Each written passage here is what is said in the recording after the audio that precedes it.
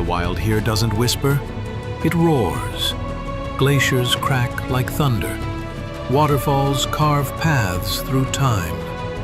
And in the middle of it all, she waits. Motor yacht unbridled. A sanctuary of warmth and refinement in the heart of Alaska's untamed frontier. Bears wander the shoreline. Whales breach on the horizon. Seals nap on drifting ice while you sip champagne on the aft deck. This isn't a cruise, it's a calling, and only the bold will answer. Now booking your next unforgettable charter, yachtunbridled.com or through your preferred charter broker.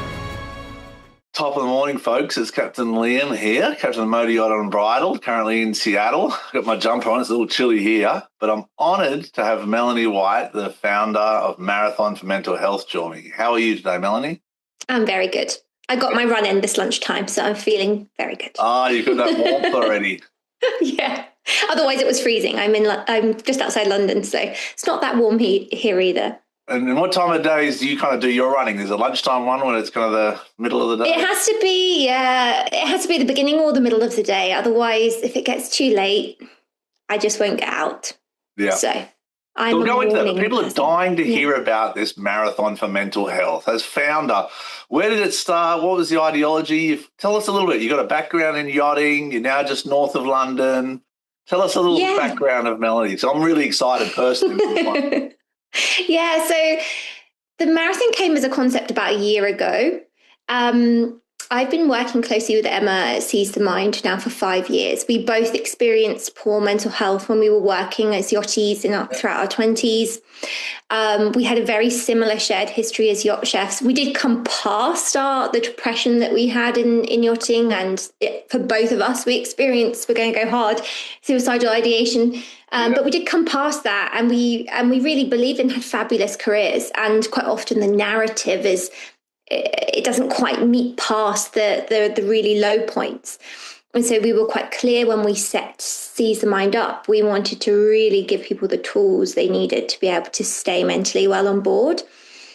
But I think as we got to the kind of approaching the 5-year mark, we'd trained about 2,000 seafarers by this point, and we always would direct people to Ice One's resources. Yeah. And Ice One's an incredible charity, International Seafarers Welfare Assistance Network, and they started in shipping and cruise, but they recognise the need for support in yachting, and they have some incredible resources that we're always signposting people to, also namely their yacht crew helpline. And that's specifically for yacht crew, correct? That's just for yacht crew. Wow. And it's such an amazing resource. And we thought, how are we getting 2,000 seafarers in now? And they still don't, the awareness is still not quite there. And so we work closely with Ice One anyway. And I approached them about a year ago and I said, I just think there's just an awareness piece missing. I don't think there is. I think it's just that. And it's just because yachting is quite a bubble. Yeah. If you've been in shipping and cruise for eons, it's pervasive, and it goes through, rigorous, employment schedules, it will be there. It's corporate. Yachting is corporate world. Corporate. Commercial shipping is corporate world, It is. And it's structured. It's structured, absolutely. And so I was like, I just think there just needs to be something that breaks through into yachting that is just a bit outside that corporate structure, really. Yeah. And so I said, I basically just wanted to put in place what I would have wanted as crew, really, when I was at my time. Like, you're working to the bone all season and you're craving that time off at the end.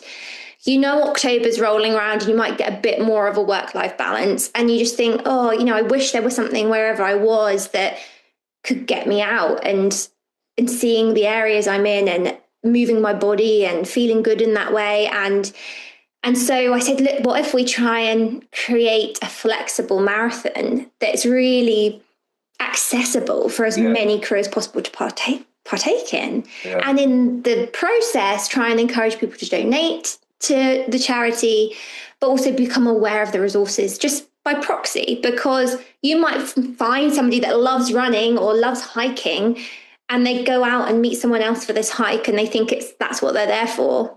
But actually, the connection is what they're there for. And they might take home that information about Ice One. Yeah. And when they really need it in the thick of a season, next time they're in, that little seed's there, So in a weird way, some really passive marketing for Ice One. To build awareness. So that's, to build awareness. And so that's where it began. And then up until this point, it's been a whole year of knocking on people's doors like, do you want to do a flexible marathon? And building the troops to launch it this year. There's a lot to unpack there, but when you talk, initially when you talk about marathon, people have a natural kind of aversion or a distance to it, or that's difficult.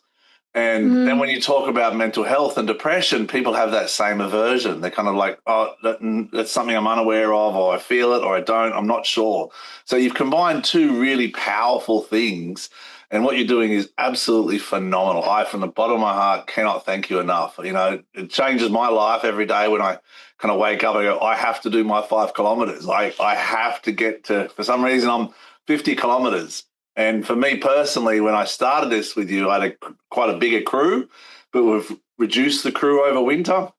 So at the moment, I'm trying to get some more crew involved, but it's like irrelevant. It's my responsibility to push forward and do it either way to raise awareness for Ice One. So I cannot thank you enough. And the community you've built, just beautiful people from New Zealand, Fiji, people like Xanthi from Wave Wellness. She's a lovely friend of mine and a big part of it too. Yeah, absolutely. And I think that's also been what was by default has been the most wonderful thing about it, is this really just lovely community of people. Like every single time there's a picture come up or a selfie or a video come up of somebody going out there just to get, even if they're, just walking in their lunch break, seeing people get out and connecting over that has been really amazing. And wanting to share. Wanting to share it. Like some of those cliffs. Where were those cliffs? The sea cliffs in Malta, was it? Yes. And she's amazing. So that's Katerina, who's she's on a 60 meter in Monaco, and she's been doing it, and she went away for the weekend. And so she was like, okay, I'll take my cap. I'm doing my walk while I'm there. And she went for a really beautiful sunrise hike that I don't know if she would have, pushed out the door that early if that, I don't know, there's something about there being this group mentality and also this challenge where it's just enough to feel like, oh, okay, I can do it, but it requires a concerted effort to show up for myself every time. That is quite special. Well, that's the core of, addressing depression. I'm no expert, and you've got a lot of experience with Seize the Mind. It's a wonderful course, by the way. I've done the course. But it's, that opening that door and having that vulnerability. And that's what I implore crew to kind of, and family and my kids, and just be vulnerable. It's okay not to be okay. But how do you find that help? That's the challenge. And that's where Ice One and different organisations have come into yachting. In your experience, why do you think yachting creates such a difficult environment? Because it is different to merchant shipping, very different. It is different. I think there are pressures that come with any form of luxury hospitality that are very acute. And that kind of pressurising environment means everybody needs to be operating at a high standard. And you have to do in hospitality a lot of masking. You do a lot of smiling when you're on. You do a lot of, it's your job. It's a show. It's a show. You are running. You are on. Let's be real. and the show is running for a long period of time. Yes, you might have a standard. At a high. It's a huge amount to ask of people that everybody's going to have a bad day. But when also it's on for a long period, you might have back-to-back charters, or the owner's on for a long period of time, any of those things. And then naturally you aren't accessing your normal tools for support, whether or not it's being with your family or, being able to get off the boat for a run or exercise. Or a dog or cafe. Exactly. You can't access those things so readily. So that's one kind of coping mechanism taken out for you. And then you throw in other things that are really like building blocks of mental health, like solid sleep. There's alarms waking you up, or you might be on delivery and it's rough, or those things. And then you throw into the mix crew culture on board and how people are getting along and interpersonal relationships. That's hugely complex. And if you have that set, it's the best job in the world. If it's not there, it's one of the hardest jobs in the world. And so, but even if it's set, it's not permanent. Like, what I've noticed, I'm 25 years at yachting and as a captain for 20 of it, but it's not permanent. Like, you have a great crew and we build it and we have a good energy, and then something happens, meaning you finish the season and then 2 crew leave, or if something happens and it's just, you lose that momentum. It's so hard to maintain that positivity consistently. And that's where I think the mental health first aid course and different courses at Season Mind and even Wave Wellness, the things they offer, it helps you with those tools to get through it, because it's not easy. Like, it really, the older I'm getting, the more I'm noticing and becoming more aware of the challenges that my crew and other crew face. And a lot of it's like the anxiety. I don't know if you've seen that. Like, when I see new crew join, like we had a day worker, and now she's going from 1 day a week or something to 3 days a week. And she's just so excited about it, but she's also nervous and anxious and it's the unknown. And it's kind of like, that leads into hopefully a positive experience, but it can easily lead in with the wrong leadership to a negative experience, Absolutely. Absolutely. I do think it's how to nurture people as individuals to get the best out of them, but also just, it doesn't stop the overall targets. And so it's how you balance that.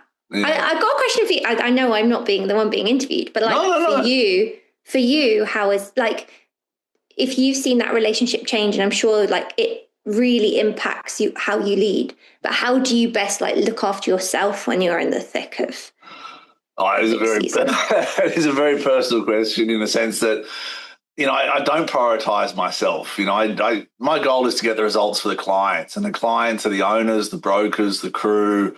As a captain, that's your core. It's a selfless task. What do I do to, give myself strength? Have conversations like this, Melanie. Wake up in the morning at 7 o'clock. My son's not even up yet, meaning the sun with a light, not my son's sun. It's coming up over Seattle, but conversations like this really help me kind of give power and kind of give me a better understanding of how I can be of better assistance and give me the tools. It's like Ice One. I have no problem calling them, and I probably will, just to see how the response is. And we all need help. You know what I mean? We all need more tools. There's a saying I always tell crews: you don't know what you don't know, and you can't be in trouble for that. Yeah. And that's something I say a lot, because it's like, if you don't know how to wash down a boat, or if you don't know how to do laundry, or you don't know you can't be in trouble for that. It's our job as a community, as a crew, and as an industry to help each other get through that, rather than to make people so accountable. And this industry is so relentless and it's so unsympathetic that it's hard to see what crew go through, and the pressure we put each other on. You know what I mean? So absolutely. For me, it's conversations like this. It's time with my wife and my 2 children and dog, and it's finding people in the industry I can connect with that give me a bit more, we're going down the right path. Yeah. And this marathon for mental health, I've done 3 marathons before, about 5 years ago, and each one was probably the toughest thing in my life I've ever done mentally. And when this popped up, I said, I understand the vision here. I love this. This is not easy. To wake up every day and to do 5 kilometers or to do a walk. And, yesterday I did 4 miles running. I did a good time, but my left ankle's killing me today. I'm like, no. But I still have to do my 5 kilometers. So, well, walk on the next one, please. That's what my wife says, but I'm like, I need another pair of shoes. That's what I'm saying. I said, I need another pair of shoes. It's not my fault. It's the shoes' fault. But it is. It's definitely, it raises awareness for yourself and also the community industry. Yeah, and also building in that time, because it's really hard. There's always something else that can fill that time. Oh, The jobs list is never ending. It will never end. yeah. It doesn't matter if that's, in the thick of a season, or even when you're entering a yard period when the jobs list is X long, and, you've then got to build up for the next season or any of those things. Or even if, you're juggling family life and being at sea, a lot of what we have seen also, like you've touched on it there, but like people go away and they have families at home, and their families have to adjust without their person, and the person on the boat has to adjust without their family. Yeah. And even those things, to be able to find things to cope with that distance it's like unspoken, but we have it come through our training all the time, where it's just like, oh, well, I've got to do X amount of time now. And that's like a massive building block. So it's if you can then fill that absence with, okay, I will not work myself to the bone today, but I will try and get out for that 5K walk or connect with somebody else that is also doing it. That means a huge amount. I couldn't believe when we had somebody from Guernsey connect with Xanthi in New Zealand and go out and walk at the same time and do a video call. Oh, wow. And they Lovely. did, it was like 12 hours apart. So someone was walking in darkness and someone was walking as the day was beginning. And I thought, that's it. It's that connection piece to help you stay connected. And connected to yourself as well. It's really hard. Very much so. And like I said, I keep going back to the yachting industry because that's what we're a part of, in a sense. And these crew, like we talked about family. Family is a very difficult thing because everyone's got this image of family as perfection and their own experience and their support network. I've got this theory that, I don't know if it's right or not. I'll be honest with you, Melanie. I think families sometimes provide you with the greatest challenges in your relationships because they're the people you don't choose. Different people above you may have chosen for you, whoever they are, based on your religious beliefs, but the people you didn't choose. So they're going to teach you so much about yourself, but it doesn't mean they're the right people to give you all the support you need because it's a biased opinion. So you have to find people like Ice One, like yourself, like Xanthi, Gary Nappy, the Gap Counselling, different people in this industry, you know what I mean? And Emma's lovely and, Kareem, there's some beautiful people in this industry. So as a junior crew member, put yourself in that scenario again, you still look like you're a young stewardess, to be honest with you, Melanie. You look like I am in my 30s. No, I'm not. What do you advise a young girl who's 20, and we have them on board Unbridled? They join the boat. They're trying to impress people with their jobs and their positivity and all the rest of it. What's your kind of advice looking back, as is in your own scenario? Cool. That's a good question. If you're 20, you've just joined a boat, you've got all these things.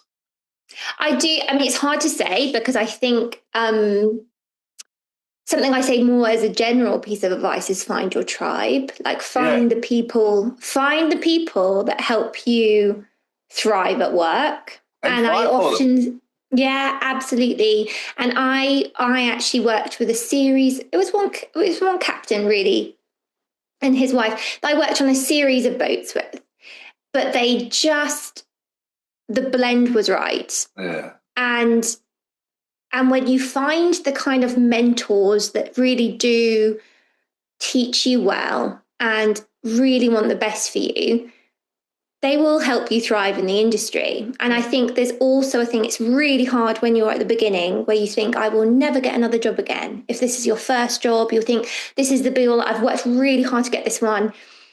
If you don't ever feel safe, if you really go to bed at night and you think, I don't feel safe here, that can be up to like anything from like if you're on a crossing and you don't even trust who's on watch down to there's some form of harassment going on here it's really hard for you get these comments in the crew mess or anything.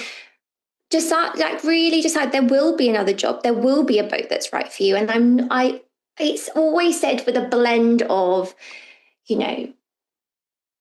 really measure whether or not, try not to flit around, but finding the right tribe for you is going to be one of the most important things you do. And so when you do find a good boat with good mentors, really take that opportunity because it exists. Yeah. It really does exist. 100%. There's a right boat for everyone. And a lot of my conversations with crew over the years, after a year on board, where they're kind of getting a bit flat, they're not feeling the motivation. That's when I do say, look, try something different. You can always come back, to Unbridled or the different programs, but try something different. Get a fresh break. Take some leave without pay. Get some space. But Ice One itself, if I am a young stewardess or steward or deckhand, and I call up Ice One just on a Friday, everyone's out drinking. What type of, direction or path will be taken? That's kind of the question. Is it just a sounding board, or is it a professional path down towards psychologists? Because the unknown is what people fear, in my experience. Yeah. Well, I think for a start, it's multilingual. So I think that's an amazing. Obviously, primarily people in yachting are English-speaking people, but you do have people that aren't, and they have multilingual trained people at the end of the phone. So the first barrier that you can tick off is that you're going to be able to have a personal conversation with somebody where you don't have to converse in your non-native language, which is incredible. Yeah. The second thing is that they do have a whole list of of resources for support or specific techniques. If I think an example, for example, Laura, who's a project manager at Ice One, explained a call where they had a male deckhand call in and said, I think I'm having a panic attack. I've had them before. I don't know how to kind of get myself through this.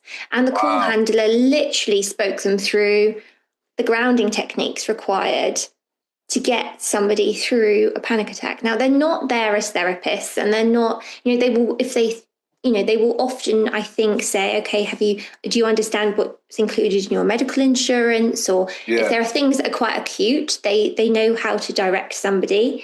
But even down to something like that, they've got that on hand and they can support in that way. Much like quite often they have people ringing saying, they're really struggling with an interpersonal relationship on board, for example. Yeah. Or there was a case of I think they were a stewardess, their relationship had closed off and it became really hard for them to work on board, but their ex-partner did not want them to leave, was being quite coercive in them being able to access the feeling that they had the right to leave the boat if they wanted to. Yeah.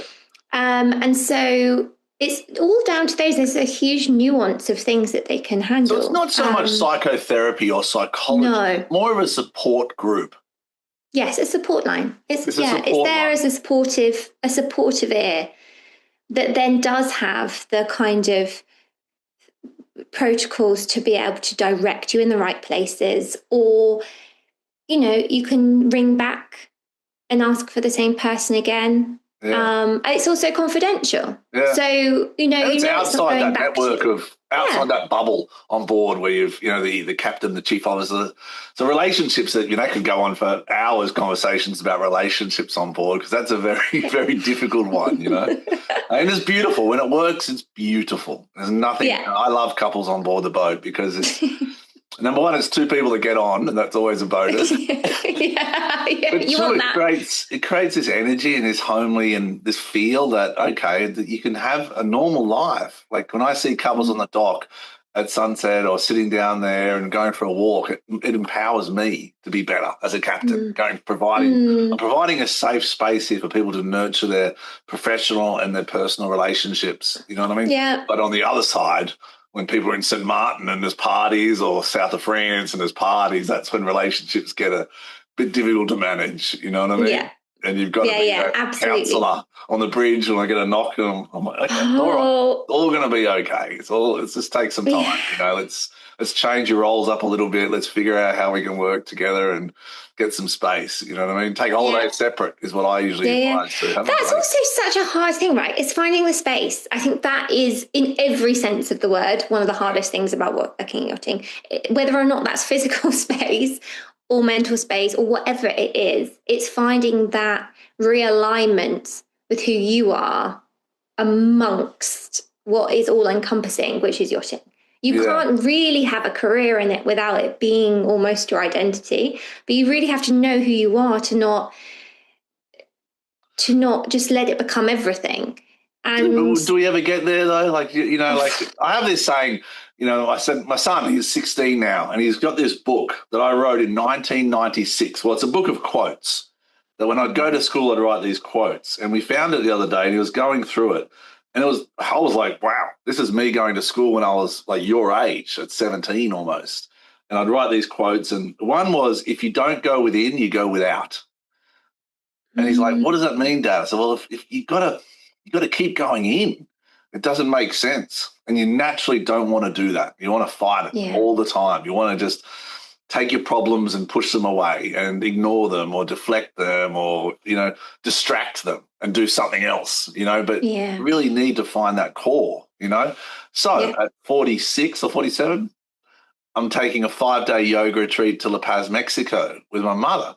I'm terrified, Melanie. I'm terrified right now. I'm looking at a yoga mat going, I've never seen you. Like, I've seen you, but I've never tried. You know what I mean? So that's what I'm intrigued. About. I can't wait to hear. For a start, I can't wait to hear how you find it. There's no pictures. That's what I could do.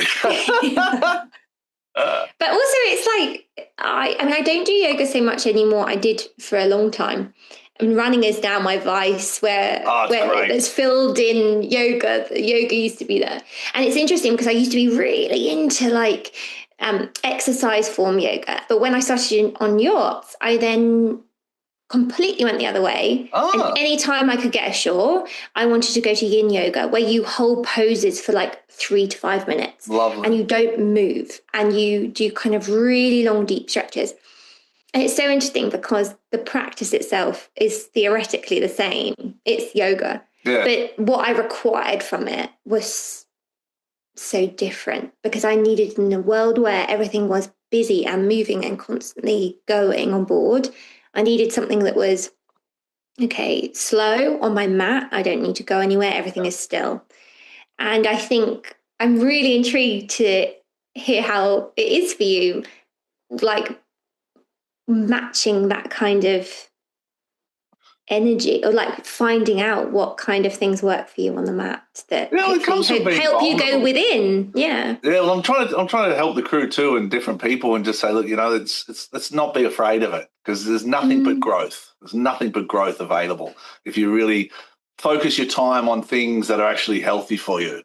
Like the knockoff beer on the dock, that's not the healthiest option. You know what I mean? Let's just be honest. You know, it's a poison, it's toxins for your body, but it's got its balance too. It's got its social space, and that social interactions are very important. But I find trying to find a community, like you're saying, find your tribe. That's a big takeaway from this. And Ice One can be part of that connectivity. Same as Wave Wellness. What Xanthi's doing and what Seize the Mind are doing are great things for the community of yachting. Yeah, it's finding your people outside that boat. It's really, and that's ideally what we wanted to, even with just the marathon. Yes, it's only going to run for 3 weeks in the year, but the Strava community consists for the entirety. You know, the then social space online continues until next year. The opportunity for people to find something that's for them, that isn't just hitting the bar when they finally get off charter or whatever, is there. And it's finding those spots. Oh, it's beautiful. And then so long term, going forward, next year, Marathon for Mental Health is going to continue. Absolutely. Hoping that, you know, the first year is all about trying to make sure people know it exists. And hopefully next year we just see it build and kind of get bigger and more crew involved. But I think we've got 10 days left. And so in the aim of trying to get as many people at least at this point, it's too late to do really the full marathon, but in the aim of getting more people involved, we're going to do a 5K in one day, ideally, on the 29th of October, and try and have as many crew as possible. Lovely. Commit to do 5K. 29th of October, what time? Yeah. Wherever you are in the world, which means if you are in New Zealand or you are in Seattle or that you can do it at your time, but for a 24-hour period, do 5K, ideally donate either £50 or £500 to Ice One, and we'll try and create another opportunity for people to feel part of it within that marathon window. And that's on the 29th, correct? Yes, 29th of October. All right, well, I'll be in Fort Lauderdale. I'm going to the boat show Great. 2 nights. So I'll try and round up some Love troops. it. Round up the troops. I'll try and round up for a little 5K down Fort Lauderdale. I definitely know that the MHG marathoners, as they're called, their team, would be well up for that. Okay. But they're all proper. They're pretty serious. I'm just they're really serious. But, all folks are welcome, I would say. All that getting out there. My brother got me into running, and it's tough on your body. And the older you get, it is tough. But it's that consistency, whether it's running, biking, walking. It's that ability to move forward and take that conscious effort, take that conscious step, saying there is a goal. It's difficult. Can I go forward and do this? Yeah, absolutely. My first one not was being afraid to walk. Yeah, true. That's all. My wife's doing it with me as well. Like she's. Oh, I love that. With reduced crew, it was kind of tough because we had like 6-7 crew that were good runners, and I was like, yes, I'm excited.